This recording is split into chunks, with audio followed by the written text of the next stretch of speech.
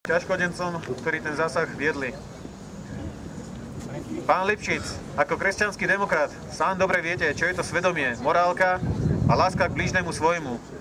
Veríte v Boha, aspoň sa za to skrývate.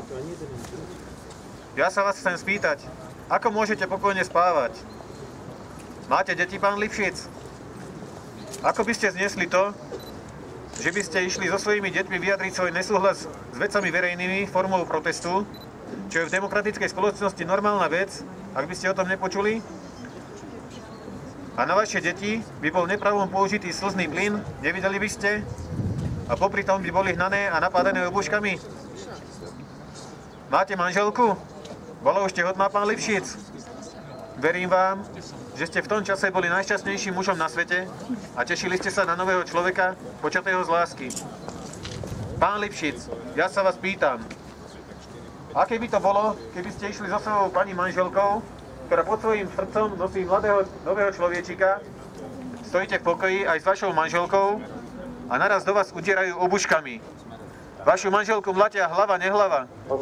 A vy teraz cítite veľký strach, bojíte sa o svoje ešte nenarodené dieťa. Čo bude s ním? Pýtate sa, prečo to spravili?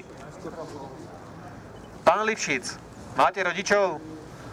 Rodičov, ktorí vás plodili z lásky, ktorí sa o vás starali, milovali vás a vychovávali. Pán Lipšic, váš otec, ktorý zažil najmenej jednu revolúciu, ak nie dve, stojí pred ťažkodencami, pospevujúci hymnu Slovenskej republiky. Stále dúfa v lepší zajtrajšok. Zrazu na neho zaútočia slzným plynom. Je tu už starší pán, má vyše 70 rokov, nemôže utiecť, ubijú ho obuškami a nakoniec sa zmôže a odíde pokrikujúc. Toto tu nebolo za totality, čo je tu teraz.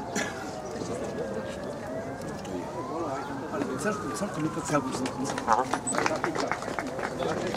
A pán Lipšic, vytipujem, že kresťan, ktorý verí v Boha, ako môžete spávať? Dúfam, že máte svedomie. Dúfam, že vás Duch Svätý nevyhasol.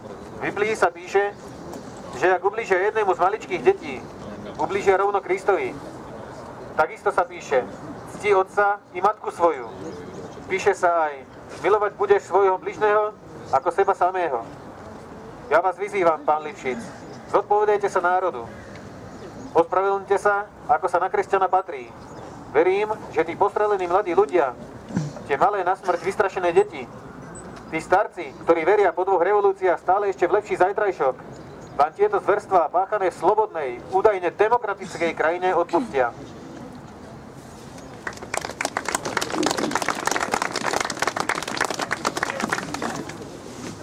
Ďakujem Ráškovi. Teraz so svojím prejavom